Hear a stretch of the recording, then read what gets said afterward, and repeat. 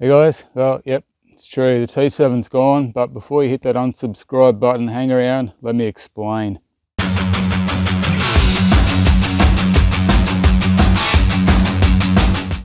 So yeah, definitely a sad day for me, seeing that T7 get loaded onto somebody else's trailer.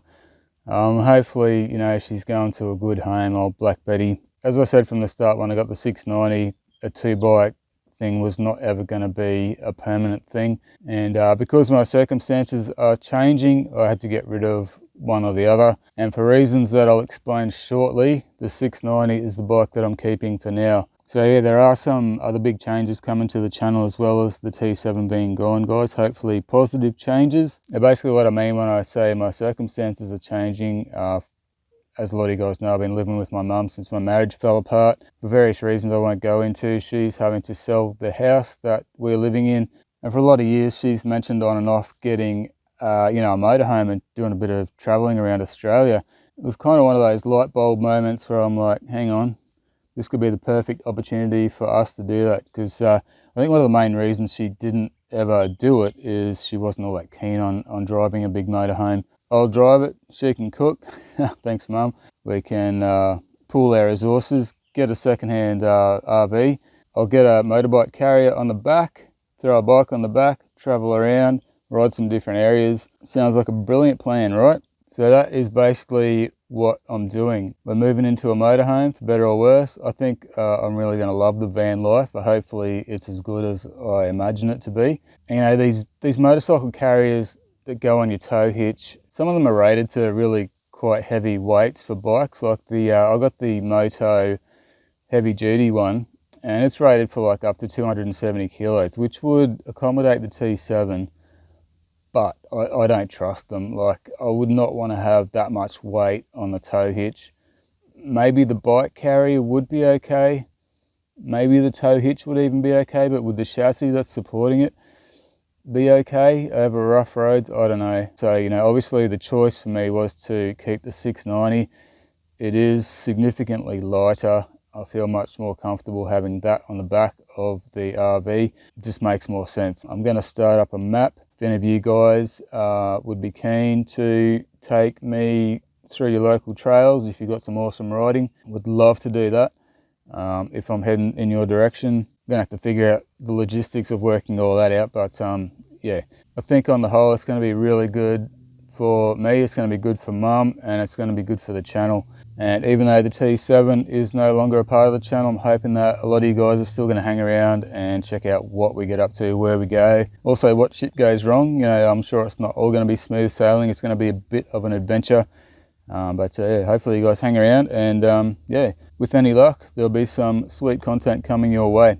Now, my buddy Rico, he's actually a motor mechanic, and I was telling him about this plan, maybe 6 weeks ago now. It was a while ago. First thing he said when I told him was, wow, awesome idea, that's going to be epic. Second thing he said was, whatever you do, do not buy a Fiat Ducato. Apparently they have their problems. I mean, all these vans have their problems. None of them are perfect. They all break down and have issues. But the thing with the Fiat being an Italian brand, apparently you can wait for months and months and months for parts if something does break. Do you know what, Rico? My arm was tied behind my back. There were no choices. The only options we had, like we've been on a pretty tight time schedule here. There was a Mercedes Sprinter that ticked all the boxes, but it was down in Brisbane and it had a lot of kilometers on it. There was also a VW Crafter further north, but also again, way high kilometers. You know, look, what are you gonna do? This one was fairly close to home, less than 130,000 kilometers on it. You know, it's perfect in every regard, apart from the fact that it's a Fiat Ducato. It is, however, at least the 160 multi-jet 3-litre turbo diesel. So yeah, I'll give you guys a bit of a quick tour of the new home on wheels. Obviously, as I said, Fiat Ducato. It is actually like fairly well appointed. Like, it's in good condition as well. I don't mind the interior of it. The seats are really quite comfortable. It's really nice to drive. It's quiet in here when you're driving. It is the dreaded automatic manual. I don't understand this gearbox at all. It's manual, but it's automatic. It's got a clutch, but no clutch pedal. So when you actually drive off, it's not like a usual automatic that changes gears like, you know, instantaneously. It's sort of like when you're changing a manual gearbox. So it's kind of weird. Apparently they're very unreliable, but hopefully this one's okay.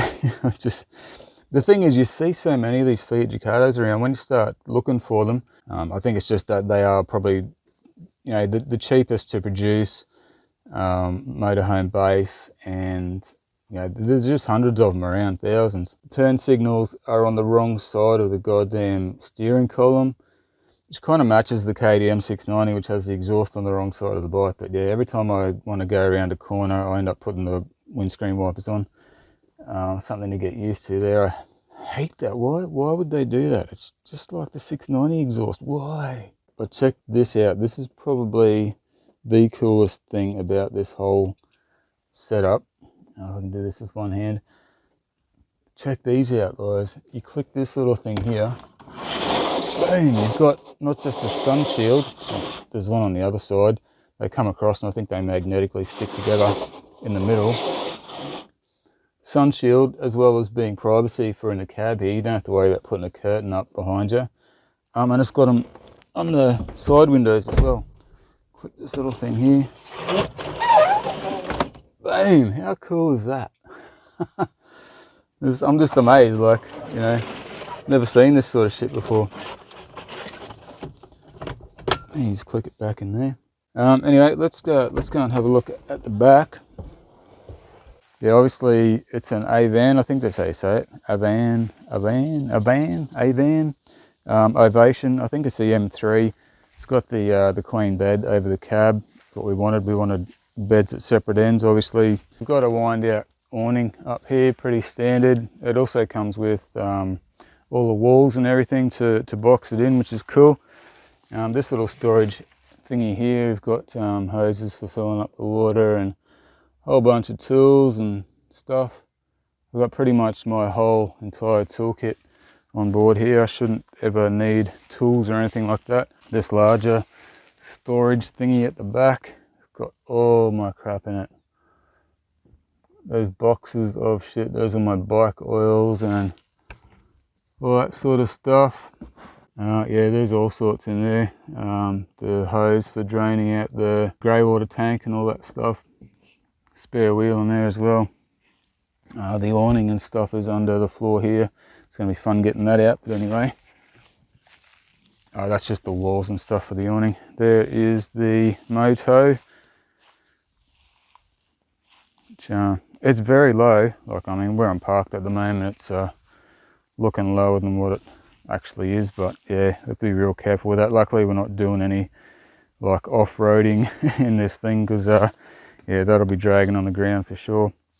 I've had to stick a accessory number plate on there, of course, blinkers and tail lights and shit, but the 690 sits on there real pretty, no problem at all. I've upgraded the solar panels and put a full-on beefy iTech World 12 volt off-grid system, which I'll be showing you guys in a separate video. Around this side we've got the where the Thetford toilet cassette thing is, where you empty the poo-poo. 240 volt hook up there, fresh water fill up, and obviously that's where the two 8 kilo gas bottles are. And yeah, that's about it on the outside. Yeah, like this thing is a little bit faded and that on the outside. It hasn't been kept undercover, but it is in really good condition on the inside and stuff. Alright, so if we go inside here, we've got a gas oven there. Actually, I'll show you the back first. This is going to be Mum's beds, covered in iTech World boxes and stuff at the moment. All kinds of storage up here. We've got air conditioner up top.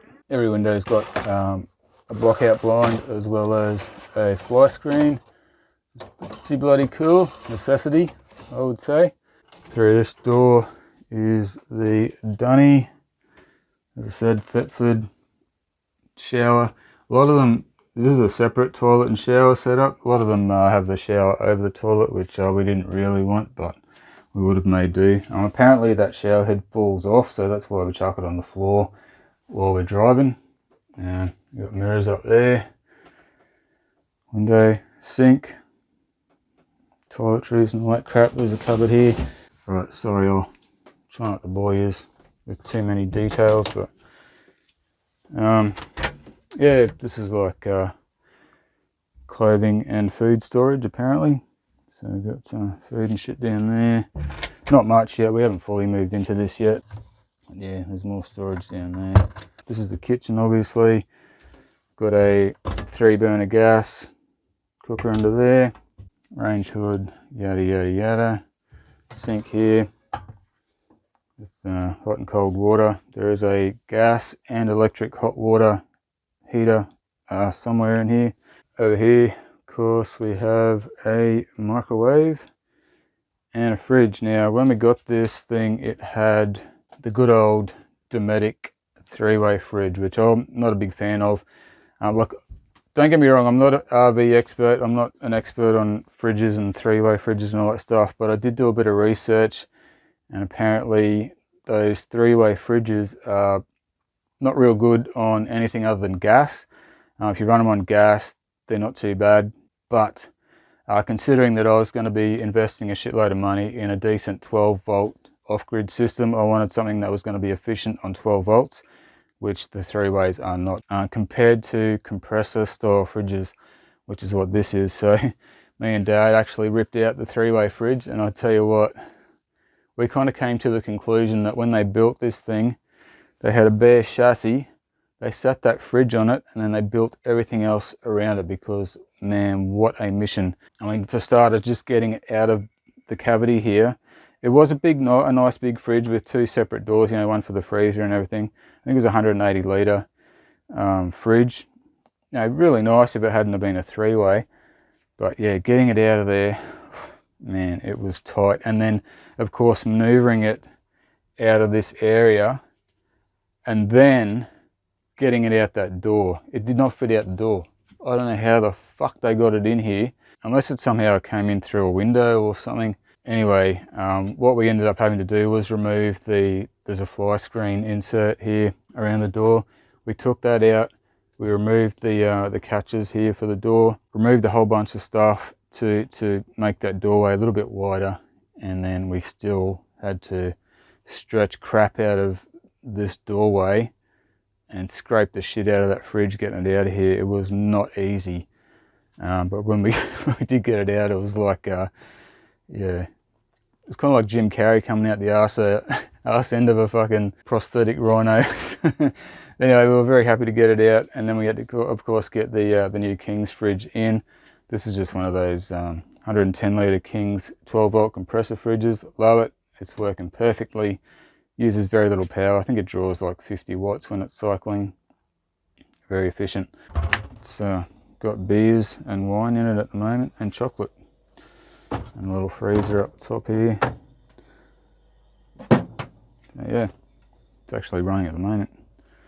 It's fairly quiet too, which is good. We've got the control panel here, which turns on the 12-volt lights and accessories and stuff, and this one here turns on the little water pump if you want to, you know, get some water out of here.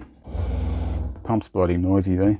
The guy that we bought it off, well, the old couple that we bought it off, really did not like rattles. That's why everything has got this and that, and every fixture and fastener has got a dob of silicon stuck on it. I swear it's like following the trail of silicon dobs. But as I've been working on this thing, I find silicon everywhere. Anyway, yeah, oh, sorry, that's the control panel. It shows your voltage up there and the level of your freshwater tank. For some reason, the grey water tank level doesn't work, but whatever. Then coming to the front, this is Josh's domain here. I've obviously got my workstation set up there. Desktop PC. I can't use a laptop for editing, guys. I've tried. What I end up doing is putting a larger external monitor hooked up to it, and usually a mouse. And then I'm like, well, I might as well put a decent keyboard hooked up to the laptop as well. And then at that point, you might as well just have a goddamn desktop PC, which is more grunty and cheaper and easier to replace parts when they break. So I have my desktop PC set up here for editing and whatever else. Runs off the inverter. As I said, I will be showing you guys the install and everything of the iTech World Beast off-grid system, which powers my PC, no worries at all. And so yeah, that screen is actually mounted to a swinging arm, so I can swing it out and lay back here on my couch, watch some YouTube or whatever. Pretty cool. All of the batteries and 12 volt shit is under there. We've got 480 amp hours of power. Can't wait to show you guys that. It's very cool. My big toolbox, I couldn't really find anywhere to put that damn thing, so it's sitting there for now. Yeah, and plenty more storage, as you can see up there. Then of course there's the loft, the cubby house. I was probably most excited about this part of it. Yeah, I don't know, I'm a big kid. I like this shit. I've got a little ladder up there that I pull down to climb up there, and that's my bed. It's a big queen size bed. Unfortunately, it's also taken up with golden tires. You guys know I love my golden tires, but I never thought I'd be sleeping with the bloody things. But yeah, that's the only place that I can store them at the minute. That's okay, I only need half the bed. I've got windows up there and fly screens and shutters as well, so all good. There's lights everywhere, including these little LED things. And yeah, those damn lights in the roof. So yeah, as you can probably tell, I'm pretty excited about this little adventure, guys. It's going to be cool as. Oh yeah, we've got a skylight. So yeah, that opens up, lets air in or out or whatever. And it's also got a fly screen mesh there and a block out shutter thing if you want to do that. So yeah, there you have it, guys. Fingers crossed this damn Fiat doesn't break down too soon. Oh man, I'm hoping we don't have any bad luck with it. Yeah, other than that, it's all good. So anyway, that's about it, guys. That's the update for the channel. Thought I should let you guys know that's where I'm at. We're not taking off anytime too soon. We do have a lot of loose ends to tie up around here for the next couple of weeks, but yeah, you guys will be the first to know when we're setting off. And yeah, hopefully get to meet up with a lot of you guys, ride with yous, get some cool footage, and yeah, really looking forward to it. Alright guys, just remember, keep in mind, diesel is expensive. This whole van life is not as cheap as you might think. If you've got a couple of bucks to help us out on Patreon, that would be much appreciated. Every dollar you donate will get us a little bit further. But yeah, no pressure. Obviously, as I said, as I always say, if you can't afford to help us out, that's okay. Just keep enjoying the content, guys.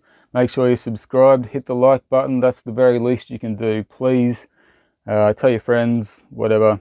Yeah, and we'll catch you guys soon. Keep an eye out for that beastly 12 volt install video coming up soon. Cheers, guys.